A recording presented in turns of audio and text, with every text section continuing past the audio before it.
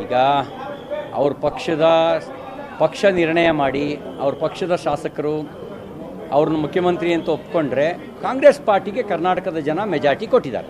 Congress party ಕೊಟ್ಟಿದ್ದಾರೆ. 138 ಜನ ಶಾಸಕರು ಇವತ್ತು ಕಾಂಗ್ರೆಸ್ ಬೆಂಬಲಕ್ಕಿದ್ದಾರೆ. ಆದರೆ ಹೀಗೆ ಹೇಳೋದ್ರ ಮೂಲಕ ಎಲ್ಲೋ ಒಂದು ಕಡೆಗೆ ಹಾಲಿ ಮುಖ್ಯಮಂತ್ರಿ ಸಿದ್ದರಾಮಯ್ಯನವರಿಗೆ ಅಪಮಾನಿಸುವ ಕೆಲಸವನ್ನು ಮಾಡ್ತಾ ಇದ್ದಾರೆ ಅನ್ನೋಂತಕ್ಕಂಥ ಅನುಮಾನ ಬರ್ತಾ ಇದೆ. ಏಕೆಂದರೆ ಮುಖ್ಯಮಂತ್ರಿಯಾಗಿ ಸಿದ್ದರಾಮಯ್ಯನವರು ಇದ್ದಾರೆ, ಅವರಿಗಿದು ಒಂದು ರೀತಿಯ ಅಪಮಾನ ಅಂತ ಹಿರಿಯರನ್ನ ಕೂರಿಸಿ ಅಪಮಾನ ಯಾಕೆ ಮಾಡ್ತೀರಿ? ಇಳಿಸ್ತೀವಿ ಅಂದು ಒಂದೇ ಸರಿ ಇಳಿಸ್ರಿ. ದಿನ ಯಾಕೆ ಅಪಮಾನ ಮಾಡ್ತೀರಿ? ಹಾದಿ ಬೀದಿನಲ್ಲಿ ಆ ಸ್ಥಾನಕ್ಕೆ ಯಾಕೆ ಅಪಮಾನ ಮಾಡ್ತೀರಿ? ಇಳಿಸಬೇಕು ಅಂದ್ರೆ ಒಂದೇ ದಿನ ಇಳಿಸ್ರಿ. ನಿಮ್ಮ ಶಾಸಕಾಂಗ ಪಕ್ಷದ ಸಭೆ ಕರೀರಿ, ಸಭೆ ಕರೆದು ನಿರ್ಣಯ ತಗೊಳ್ಳಿ, ಇಳಿಸಿ. ನಿಮ್ಮ ಪಾರ್ಟಿ ಹೈಕಮಾಂಡ್ದು ನಿರ್ಣಯ ತಗೊಳ್ಳಿ, ಇಳಿಸಿ. ಆದರೆ ಅವ್ರನ್ನ ಕೂರಿಸಿ ಯಾಕೆ ಅಪಮಾನ ಮಾಡ್ತೀರಿ? ಈಗ 7ನೇ ತಾರೀಕು ಬಜೆಟ್ ಮಂಡಿಸ್ತಾರೆ. ಆ ಬಜೆಟಿಗೆ ಏನು ಬೆಲೆ ಇರುತ್ತೆ? ನೀವು ಇಳಿಯೋರು, ಹೋಗೋರು, ಔಟ್ ಗೋಯಿಂಗ್ ಅಂದರೆ ಆ ಬಜೆಟ್ ಮಂಡನೆಗೇನು ಗೌರವ ಇರುತ್ತೆ?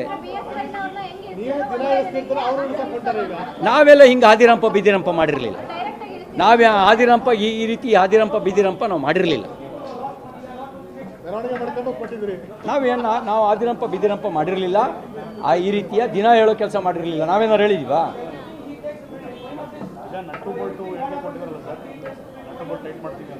ನೋಡಿ, ಡಿ ಕೆ ಶಿವಕುಮಾರ್ ಅವರು ಕರ್ನಾಟಕ ಸರ್ಕಾರದ ಉಪಮುಖ್ಯಮಂತ್ರಿಗಳು. ಅವರ ಮಾತು ಉಪಮುಖ್ಯಮಂತ್ರಿ ಸ್ಥಾನದ ಗೌರವಕ್ಕೆ ತಕ್ಕದಾಗಿ ಇತ್ತ? ಅವರ ಮಾತು ಕರ್ನಾಟಕದ ಸಂಸ್ಕೃತಿಯನ್ನು ಪ್ರತಿಬಿಂಬಿಸುವ ರೀತಿಯಲ್ಲಿತ್ತ? ಅವ್ರ ಮಾತು ಭಾರತದ ಪ್ರಜಾಪ್ರಭುತ್ವದ ವ್ಯವಸ್ಥೆಯನ್ನು ನಂಬಿರುವವ್ರ ರೀತಿಯಲ್ಲಿತ್ತ? ಬೆದರಿಕೆ ಹಾಕೋದು ಪ್ರಜಾಪ್ರಭುತ್ವ ವ್ಯವಸ್ಥೆಗೆ ಗೌರವ ತರುವ ಸಂಗತಿ ಅಲ್ಲ. ಬೆದರಿಕೆ ಹಾಕೋದು.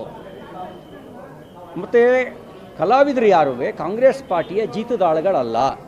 ಕಾಂಗ್ರೆಸ್ ಪಾರ್ಟಿ ಕರೆ ಕೊಟ್ಟ ತಕ್ಷಣವೇ ಅವ್ರ ಹೋರಾಟಕ್ಕೆ ಬರಬೇಕು ಅನ್ನೋದಕ್ಕೆ ದೇ ಆರ್ ನಾಟ್ ಸ್ಲೇವರ್ಸ್.